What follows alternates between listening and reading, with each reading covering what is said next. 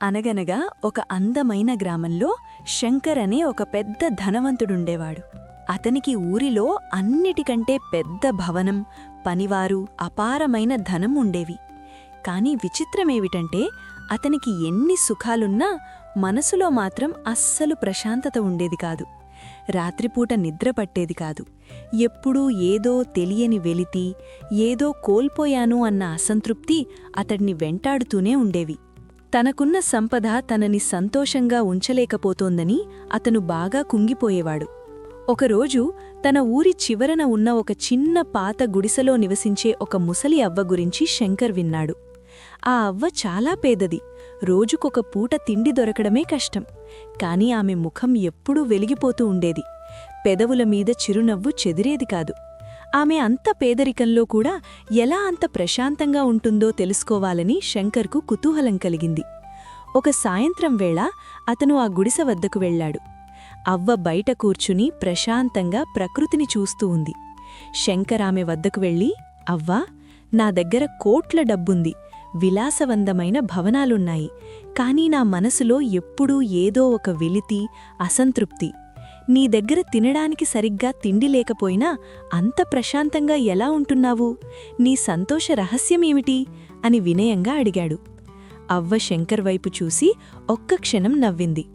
అయ్యా, నీ ప్రశ్నకు సమాధానం చెప్పే ముందు నాకు చాలా దాహంగా ఉంది. ఆ పక్కనే ఉన్న గ్లాసుతో కొంచెం నీళ్లు తీసుకురా అని అడిగింది. శంకర్ వెంటనే వెళ్ళి ఒక గ్లాసు నిండా నీళ్లు పట్టుకొచ్చాడు. అప్పుడా అవ్వ ఇలా అంది, నాయనా, ఆ గ్లాసులో మరికొన్ని నీళ్లు పోయి. శంకర్ ఆశ్చర్యపోయి, అవ్వా, గ్లాసు అంచు వరకు నిండిపోయింది కదా, ఇప్పుడు మరిన్ని నీళ్లు పోస్తే అవి కింద పడిపోతాయి తప్ప గ్లాసులో ఉండవు కదా అన్నాడు.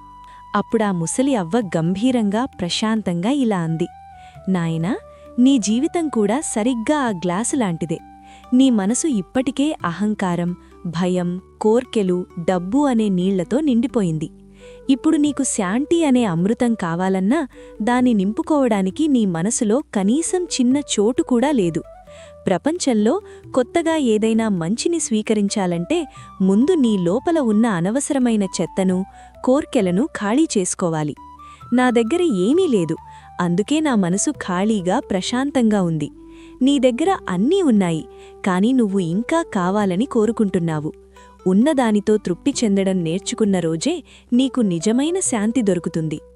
శంకర్ ఆ మాటలకు నివ్వెరపోయాడు.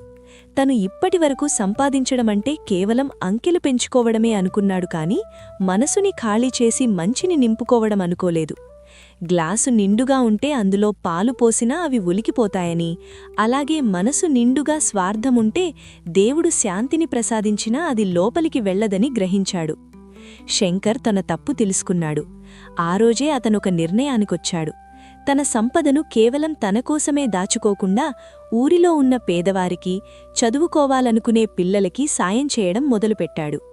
ఎప్పుడైతే అతను తన ధనాన్ని ఇతరుల కోసం ఖర్చు చేయడం, ఇతరుల ముఖంలో చిరునవ్వు చూడ్డం మొదలుపెట్టాడో అప్పుడే అతని మనసులో ఉన్న అసంతృప్తి అనే నీరు తగ్గి సంతోషం అనే కొత్త నీరు వచ్చి చేరింది. క్రమంగా శంకర్లో అహంకారం తగ్గి తృప్తి పెరిగింది. ఈ కథ మనకు నేర్పే గొప్ప పాఠమేమిటంటే మనసు నిండా స్వార్థం, అసూయ నింపుకొని ప్రపంచమంతా శాంతి కోసం వెతకడం వృధా. గ్లాసును ఎలాగైతే ఖాళీ చేస్తేనే కొత్తవి పోయగలమో అలాగే మనసును కూడా అహంకారం నుండి ఖాళీ చెయ్యాలి. తృప్తి లేనివాడికి స్వర్గంలో కూడా సుఖముండదు. కాని తృప్తి ఉన్నవాడికి చిన్న గుడిసె కూడా స్వర్గంలాగే కనిపిస్తుంది. ఉన్నదానిలో ఇతరులకు పంచుతూ తృప్తిగా బ్రతికినప్పుడే జీవితం పరిపూర్ణమవుతుంది. ఇదే అసలైన సంపద. సంపదంటే కేవలం డబ్బు మాత్రమేనా? మీ దృష్టిలో అసలైన సంపదంటే ఏమిటి? ఆరోగ్యమా, బంధాలా, లేక తృప్తా? మీ అభిప్రాయాన్ని తప్పకుండా కింద కామెంట్ బాక్స్లో తెలియజేయండి. మీకు ఈ కథ నచ్చితే లైక్, షేర్, కమెంట్ చేయడం మర్చిపోకండి. మరియు చిట్టి కథల లోకం ఛానల్ను సబ్స్క్రైబ్ చేయండి.